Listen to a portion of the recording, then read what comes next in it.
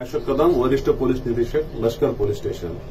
या आठवड्यामध्ये एटीएम मध्ये आपल्या एटीएम कार्डची इन्फॉर्मेशन चोरून, त्याचा पासवर्ड चोरून नवीन एटीएम कार्ड कसं बनवलं जाते असाच एक प्रकार आमच्या हातीत घडलेला आहे, ते तुम्हाला दाखवतो।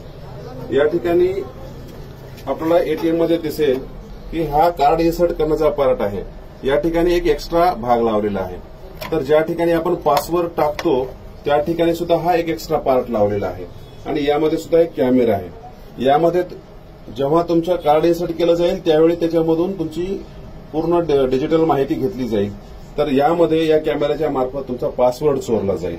ह्या सगळ्या गोष्टी आपल्या बाबतीत होऊ नये म्हणून आपण एक चेक केला पाहिजे की हा भाग हलतो का, आणि जेव्हा तुम्हाला पासवर्ड टाकायचा असेल तर त्यावेळेस तुम्ही वर हात लावा आणि नंतर पासवर्ड टाका, जेणेकरून कॅमेरा असेल तरी तो पासवर्ड चोरला जाणार नाही व तुमचे एटीएम कार्ड सुरक्षित राहील। धन्यवाद।